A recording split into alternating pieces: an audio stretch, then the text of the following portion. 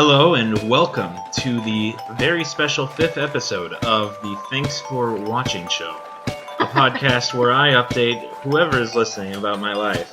And my special guest today is laughing maniacally over here. That's a great Not even name. a quiet laugh. I've never heard the name, I guess. What do you mean? I've said it like most episodes. It's very Office-esque, like it reminds me of The Office. That's great. Well, because it's absurd because it's a podcast. You can't watch a podcast. Well, I got it. That doesn't necessarily need to be explained, but yes, that's funny.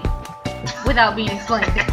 Well, now I explained it. So now it's just the title. Now it's not funny anymore. And moving along. Moving along. So this is episode 5, and today I am in Elk Grove, and with me I have my sister, Alexis. How are you doing today? I'm doing good, despite the 100-degree weather outside. Yeah, that is the one thing that I miss from Irvine more than anything else is the not summer that we don't have. And your girlfriend Aileen.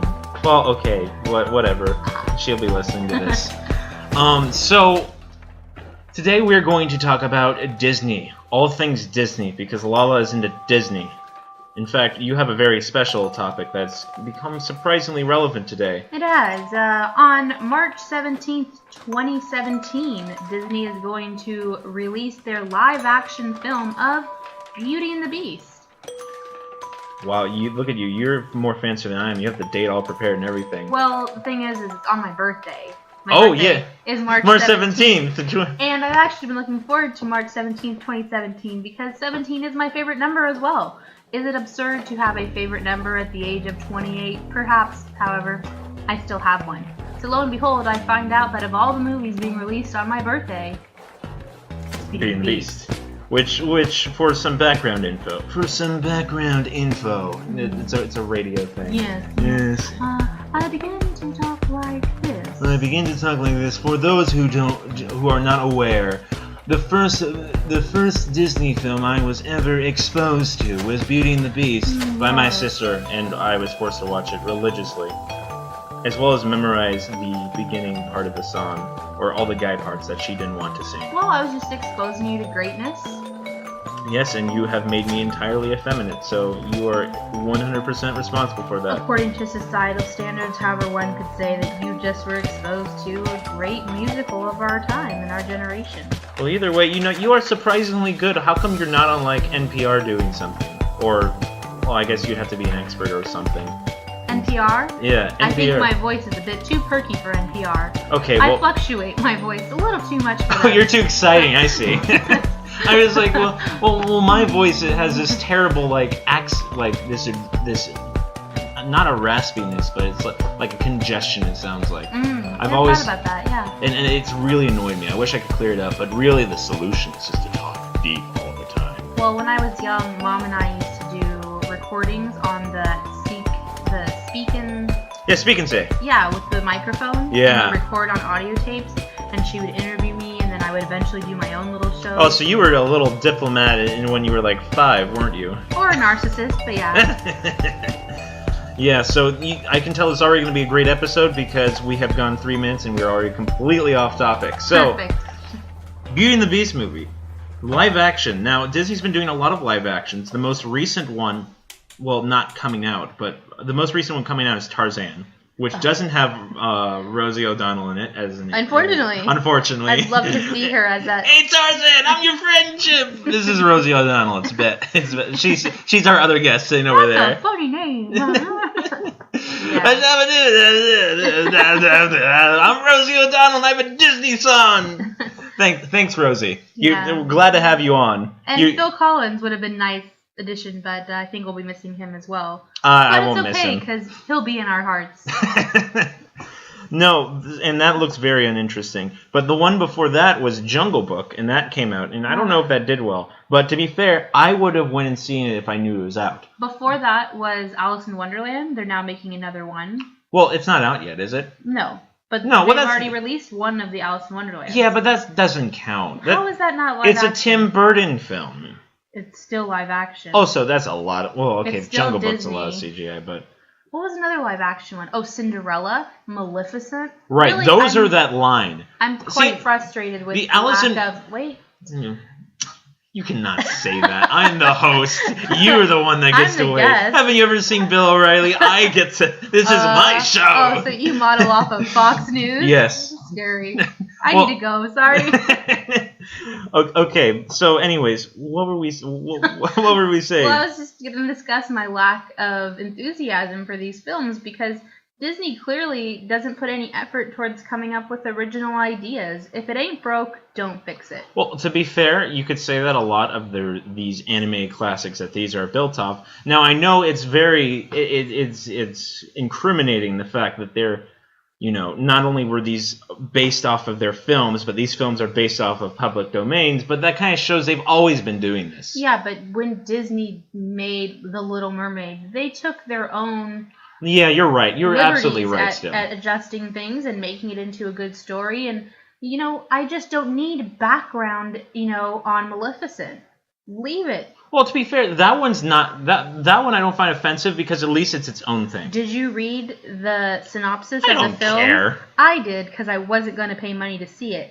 The synopsis of Maleficent was really, really pathetic. Well, to be fair, at least that they're doing something new. What I think the other criticism you had was that it's a rehash. Like there's no effort. Well, exactly. For instance, even just voice actors alone or actors that play these reenactments. Like, we couldn't have got an original actress to play Maleficent. No! Let's just get someone people are already familiar with. Angelina Jolie, who's not believable as Maleficent. She's Angelina Jolie. Yeah, she has 7 children with Brad Pitt. Or, I recently saw a trailer for a Hawaiian Disney movie they're making with The Rock. Which looks good, but it has Chris The Rock Johnson. It's like, no, that means we're just going to watch an animated film about The Rock, and it's also promoting their Hawaiian resort. See, I'm weirdly enough, not the pessimistic one when it comes to this new movie. This, what is it? What's it called? Maleficent? No, this new movie, the Hawaiian one. Malarkey or something. It's something with Malarkey? an M. No, oh my gosh.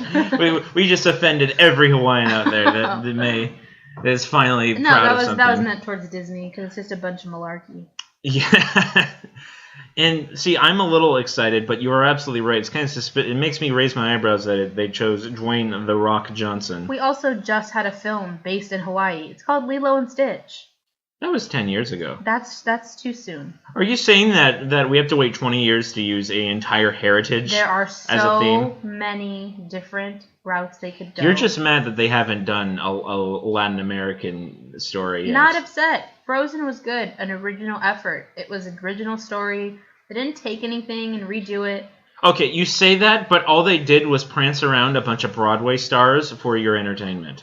So your actor thing? Oh, let's get Idina Menzel. Can I be honest with you? When I first saw the film in the theaters, I actually didn't like the music. Every time Idina Menzel sang, especially Let It Go, I remember thinking, her voice is so screechy. And I came to love the whole soundtrack, and I bought it eventually because it's catchy. But that's not why I liked the movie. It really was the storyline. Well, I think that's funny because I feel like, ironically enough, Idina Menzel's performance is really lacking a lot whenever she does this live. And she does this live, and it's weird because this is a person whose career is literally built upon doing show tunes, songs. That has nothing to do with our original point, which when I kind of feel an obligation to see this film. No, I do too. Now, we haven't missed out on anything, but I feel like we do need to see this, and this will be our one good... They don't try and stray from the movie. That the Broadway sticks to the movie. They add in a few songs out of the film. You can see it on DVD, and the extras will be human again. Right. And the thing is with this new live-action trailer, they made the trailer correspond to the exact trailer for the cartoon movie when it was released, which is what gave me a little bit of hope. Like, if you watch the Alice in Wonderland or the Cinderella live-action or Jungle Book live-action trailers, they are nothing like the movie. Wait, now I thought you were saying that was the problem, is that they didn't stray far enough from the movies. No. I'm saying that if you're going to do a remake, do it well. And do the same thing. This goes back to my original point of, if it ain't broke, don't fix it. So fine, yeah, you want to make an amazing movie with great music and characters and ambiance, redo it again with people? Sure, but get it right. Don't try and go off the road and make your own. Or if you do, then make it not Disney's, then make it your own. Make it an entirely different story if you really feel like that. Right, then make broad broad like this sweeping. in between of like, we're going to take an old film, but we're going to add all this weird We're stuff. going to add a singular spin. It's a twist. Here's what's different. We're going to dim the lighting everywhere in every single scene. Yeah, they all are very, very dark and muted greens. Dark filters in every single live film. I don't understand. And you know what? It always feels like that when they breathe, there's a little bit of like that cold mist. So it always just feels like it's dark and they're all cold. And there's a bit of mist, and that is all of them. Yeah, there's a lot of mist in these films. So here's the deal. On the trailer for Beauty and the Beast, they have the voices right. Although Belle, played by Emma Watson, who's British, and they kept her British accent in this film, that's my only critique so far, because Belle is French. Okay. She's from France. But this is a very It's common very thing that happens clear. in the film industry. It's very clear. I mean, Les Mis Again. was made, and they were all British. All of them. Again, it's very clear that in Beauty and the Beast, the original full-length movie, They're just all American. not Lumiere. Okay, yeah, so they make the exception for one. Also, a lot of lyrics in the song use words like Mademoiselle. Yeah, but Belle does not sound French. You Correct. cannot, or none of them so do. what they did is they gave her an American accent. Fine. So in this live action film, stick to it. Just stick to it. Well, I think they do the British thing because then at least they get the right continent. Okay. Not really, because of Brexit. Well, they didn't move the geological landmass. Perhaps the EU was not formed when Beauty and the Beast took place. Yeah, that's what it was. they didn't. Wait, what would that have to do with France? Well, I'm just saying, Belle apparently is from Britain now, who's no Yeah, longer okay, part of I the see. EU. Yeah. Anyways, we got, again, way off topic. This is our show's specialty, clearly. So, those are our thoughts and opinions. Do you have anything left to add to that? While I'm skeptical, I'm 99% sure I'm still going to go see We're gonna blow our the $10 on movie it. because I have to. For the sake of being a diehard Beauty and the Beast fan, I almost need to see it just so I can critique it really Right. intensely. This is something you kind of hope, okay, if it's bad, I can at least laugh at it. I'd love for it to be magical, but I'm going to be watching it and thinking, that's not Belle. That's the girl in Harry Potter. Is it? Yes. Oh, okay. that shows how little I've watched Harry Potter. And that, my friends, is why I say, if it ain't broke, don't fix it. Belle is Belle. The end. All right, well, that's very well said. Very well said. In fact, I think that is the most well said I've had on any of the programs. I get people on, even Aileen, she does a pretty decent job, but you're the only one where I don't have to draw opinions out of, that's for sure. Yeah. We should get Mom on here. Oh, that would be fun. Yeah, where do you think I'd get it from? Yeah. Now, so we have a second topic today, which is one that has been flowing around and kind of making us slightly mad, but you always hope it's not true. Now, I have an article right here from Nice Chat that confirms from sources that... You remember that rumor around the Tower of Terror? Oh, no. Yeah, so turns out that not only is it true, but the cast members has known it's true for a while. Now, it's not set in stone, so it's not green-lighted. First, let's tell the audience what this rumor Right. is. So the rumor is that the Tower of Terror, if it gets green-lighted in August and it's all good to go financially and they have the plans for it, they are going to gut it and turn it into a Guardians of the Galaxy Tower hotel. It's horrible. Yeah, it doesn't sound like a good idea. Now, I am confirmed that I'm 100% right in that this is all for budget cuts. It's still horrible. It is horrible. Disney has so much money. Maybe they should stop just pushing out these movies that are complete crap, live action, or not trying to make a gazillion different Avengers movies. Save the money and keep Tower of Terror. Just saying. Well, here's the issue: is that one, those movies all make money. That's why they do that. Live action. Yeah. Here's where they're actually losing money: is they built a park in Shanghai,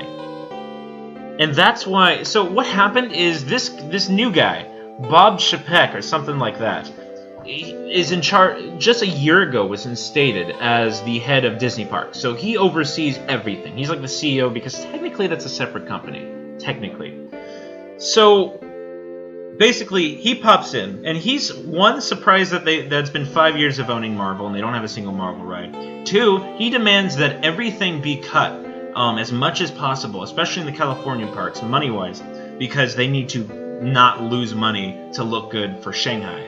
Now, here's the good news to this. This means that if Shanghai does bad, which I don't think it's doing very well, then that means they won't even be able to afford to do the Tower of Terror thing. So, which means that basically it would be Tower of Terror still and to be saved by Shanghai being a bad location for a Disney park, which it looks like it is. Is it due to too much pollution? Too much pollution. It's very... Communism? Well, yeah, Maoist cultural revolution. You're actually not that bad because especially even before the park was open... People in China want to go to Disneyland. No. It's not that they don't want to. They do, and then they trash the place. Why? You remember how the whole... Okay, so now this is getting into some tiptoeing the cultural line segment of the show. But Disneyland has trash cans like every 10 feet. Oh yeah, and before the park was even open, just with soft opening, they had... I saw the pictures, they were terrible. Just trash covering, littering the park. And you have this as a cultural shift. See, Hong Kong is not that bad because they didn't get hit by this wave of Maoism, of cultural erasure and stuff like that. But mainland China was kind of hit with that. So what you have to understand is that there's a certain age of people that didn't grow up with, this is a really rude way to say it, but manners. Honestly, because it wasn't implanted in their culture. I can't imagine that it's trashed. I think you might be perhaps stereotyping in a really broad spectrum. Here, also, is this something that the Disney Corporation, who's building parks and seeking places to build them, they didn't think about this? Here. From Orlando Sentinel, tourist crowd trashed Shanghai Disney weeks before opening. Here are some pictures. And it takes me to Twitter. Point is, there's garbage in the flowers. Yeah, here's... Well, isn't that the fault of the staff? See, this is what we're talking about, though.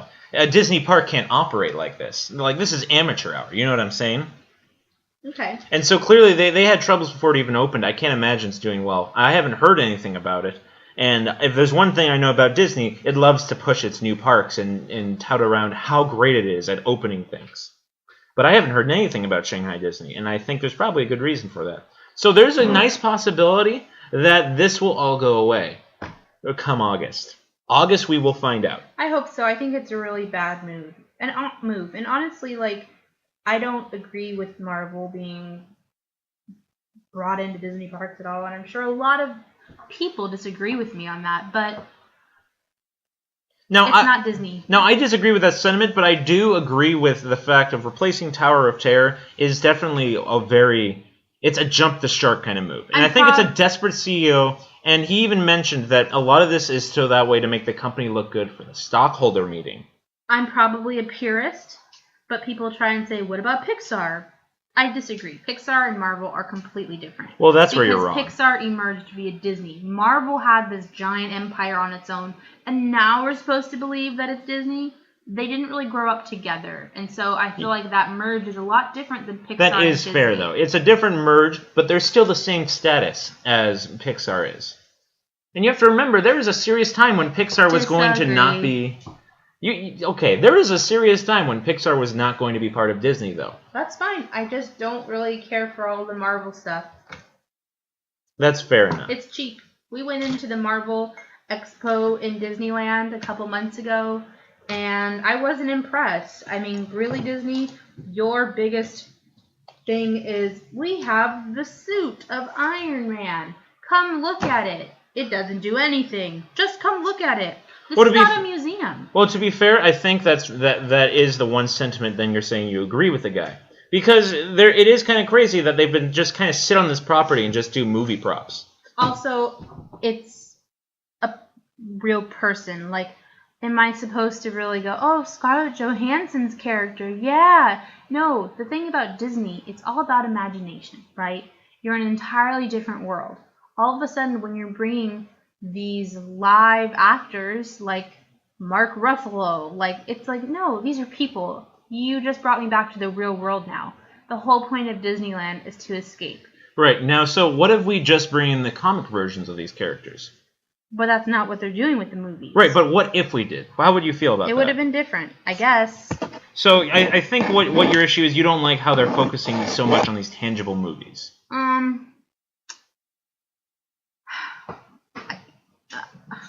I just don't like the comics having to all of a sudden be adopted and accepted as that's Disneyland now. It's not. It's just not. You know, I've gone to Six Flags Great America, and that's where they see Superman, right? You have the Superman ride, you have Batman, you have DC Comics there. That's fine, because all that place is roller coasters. So you might as well give them a theme. Disneyland has its themes already. Fantasy, Tomorrowland, Adventureland, and these are ambiguous, make it what you want it to be kind of lands. But when I say make it what you want it to be, it's not pre-existing things. And it's not things of the real world. And I just think Tony Stark is too real world. Well, with the exception of Fantasyland. How so? Buzz Lightyear Astro Blasters? No. I'm saying with the exception of Fantasyland, because that is built upon all pre-existing Disney movies. They made it work. And they did make it work, but also Also, we can agree that Tomorrowland is like...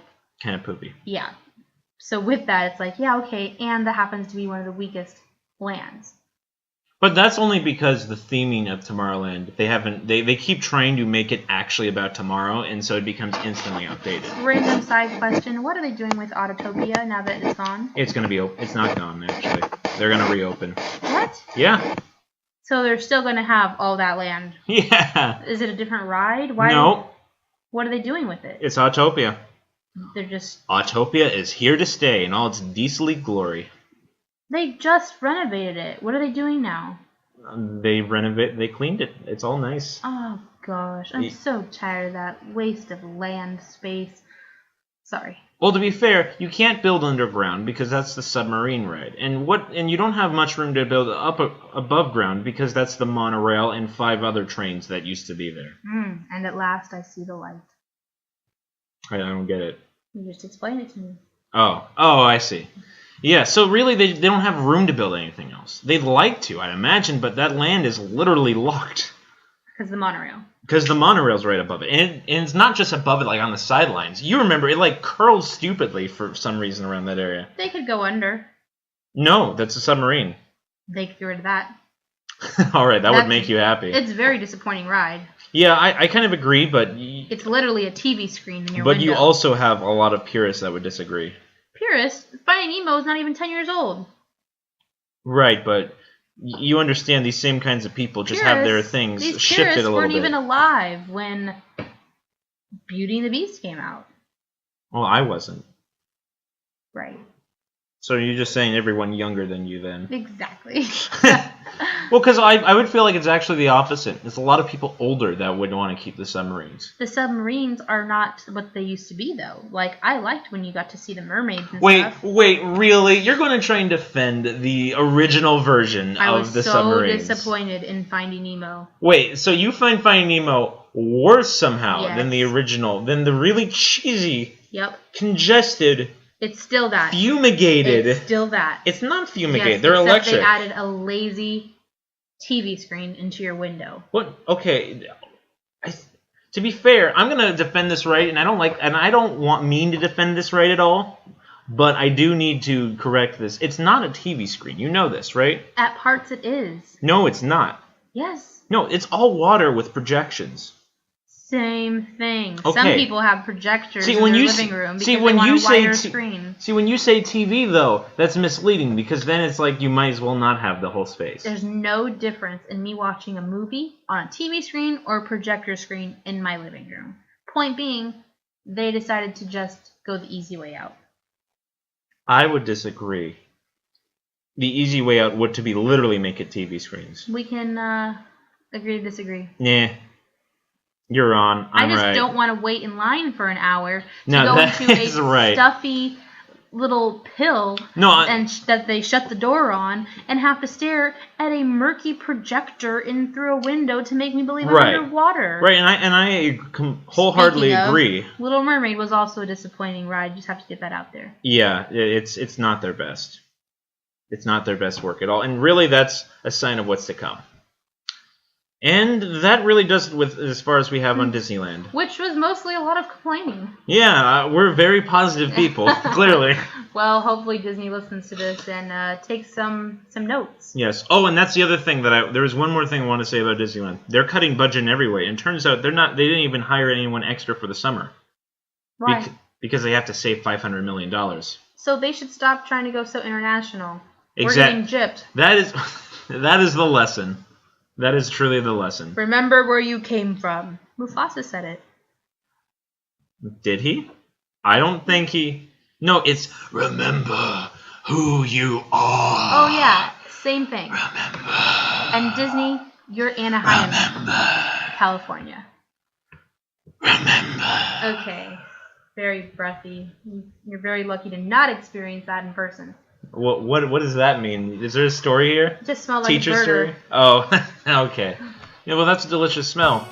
I think that'll do it for today's episode. Well, Jake, I appreciate you having me on. It was a lot of fun. Well, thank you. It was great having you on. You're such an easy guest. You really ought to figure out a way to do this sometime, but Elk Grove has no good public radio, as far as I know. Well, thanks. I appreciate the compliment. Sacramento's got to have a few stations around here. I don't know. What do you know, though?